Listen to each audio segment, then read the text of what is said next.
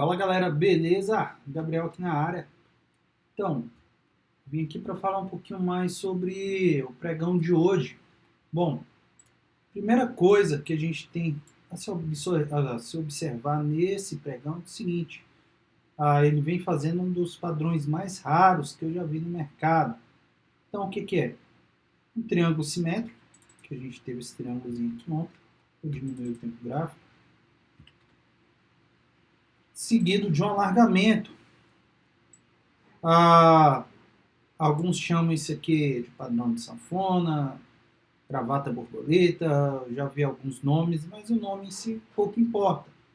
O que importa é entender que nós temos um triângulo simétrico seguido de um alargamento, que é um dos padrões que eu diria mais brutais de se operar, extremamente difícil de se operar com isso aqui. Então, dá muito loss. O triângulo simétrico ontem não foi uma boa oportunidade. Ele sai do triângulo para baixo, vai para cima e o trade não corre para nenhum lugar. Exatamente nenhum local. Estão vendo aqui? São os indicadores que é mais fácil de se enxergar. De toda forma, o dia de hoje nos deu boas oportunidades.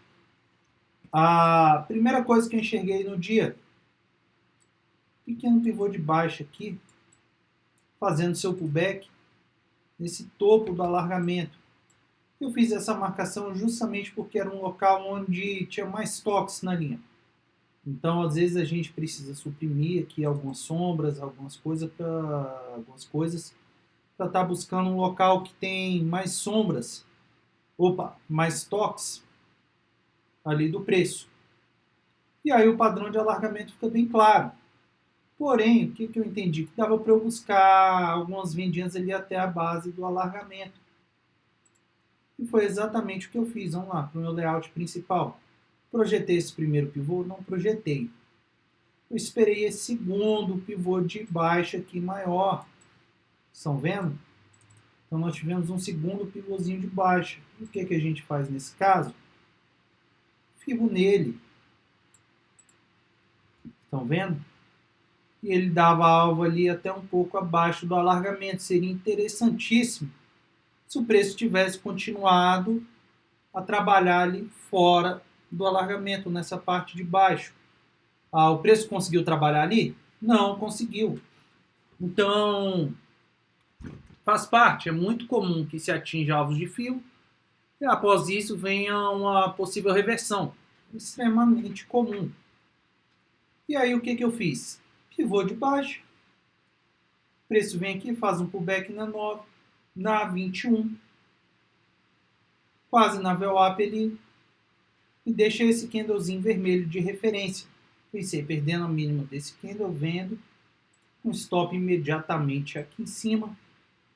Isso aqui já era uma região de resistência. Então, meu stop estava bem protegido.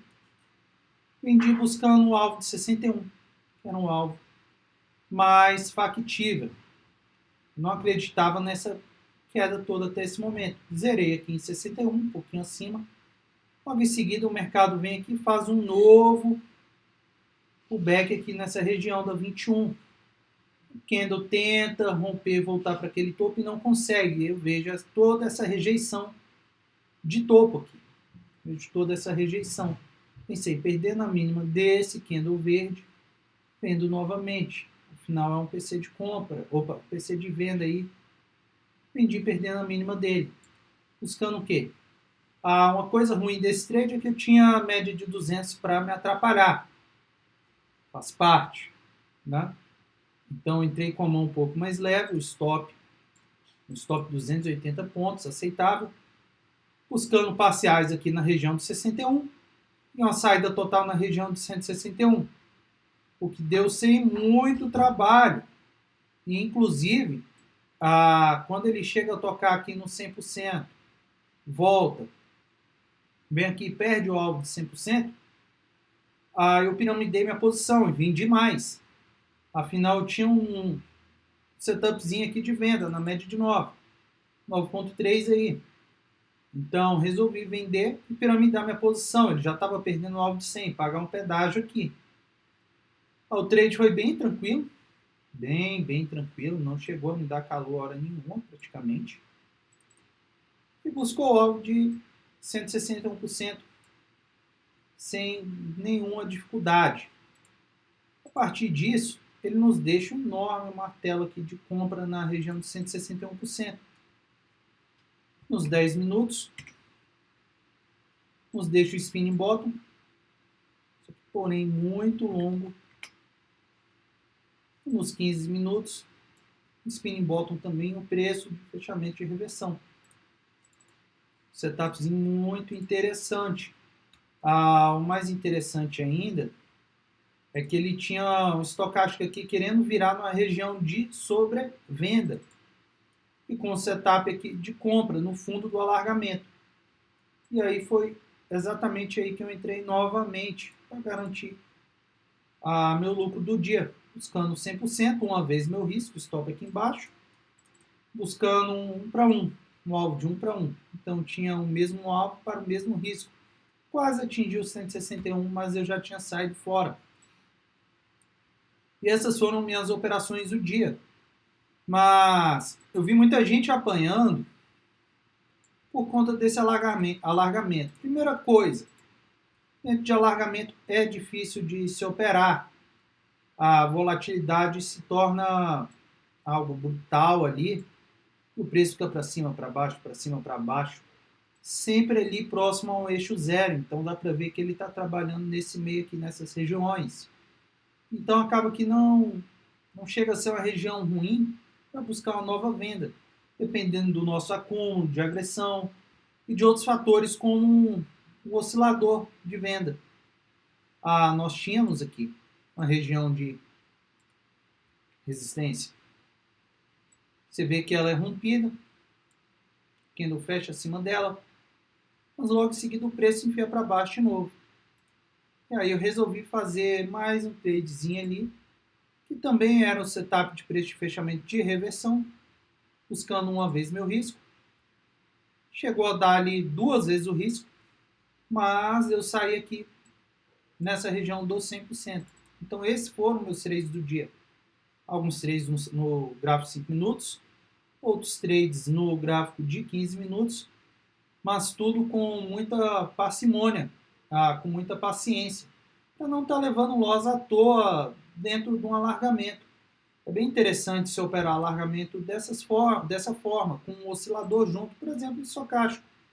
Então, a gente vai querer buscar uma compra após um candle verde aqui, um estocástico na região de sobrevenda no fundo do alargamento, romper o topo do candle verde, independente de ser um preço de fechamento de reversão ou não. Num tempo gráfico maior, de 10 ou 15 minutos, nos 5 minutos vai dar muito sinal falso. E aí você vê que fica bem mais difícil de levar loss. Ou buscar uma venda aqui, numa região de resistência como essa. Dava para buscar vendas aqui, nessa região. Principalmente com um estocástico aqui bem próximo a 80. Se tivesse acima, seria melhor ainda. Então, nessa questão de consolidação, porque querendo ou não, esses padrões são lateralizações, podem não ser um caixote, mas são lateralizações. Fica bem interessante usar esse tipo de oscilador, independente do tempo gráfico. Quanto maior o tempo gráfico, mais fácil de acertar. Mas esse candlezinho vermelho aqui, logo no início do dia, já dava para ser operado. Você poderia vender aqui buscando 1,5 vezes seu risco, o stop aqui em cima, no topo do alargamento. Então, é um tipo de operação bem tranquila. O estocástico entrando aqui na região de sobrevenda. Bem tranquila. Mesma coisa para o triângulo. Buscar vendas dentro do triângulo. Se você quer operar dentro desse triângulo, não tem paciência para esperar ele sair do triângulo. Sempre quando o preço estiver nessas regiões aqui de sobrecompra ou sobrevenda. Estão vendo? Ele marca um fundo aqui embaixo. A gente tem um fundo do estocástico. E a gente tem um fundo no gráfico. Mesma coisa lá em cima. A gente tem um topinho no estocástico. Tem um topinho no gráfico. E aí é o primeiro candle vermelho após esse topo sendo formado, a gente vende. Buscando pelo menos uma vez o risco. ou buscando as próximas regiões ali de suporte ou resistência. Então, acaba se tornando mais tranquilo operar esse tipo de figura, porque é uma longa lateralidade. Não é um padrãozinho de triângulo comum, curto, que costuma acontecer um alargamento curto. São figuras bem longas. E no meio desse caminho aqui, infelizmente, o pessoal costuma levar muito loss. Então, quer evitar loss? Vamos operar de uma maneira diferente, de acordo com a figura. Se é para operar tendência, vamos operar tendência. Se é para operar volatilidade, vamos operar volatilidade. Beleza, galera? Espero que vocês tenham entendido. Valeu!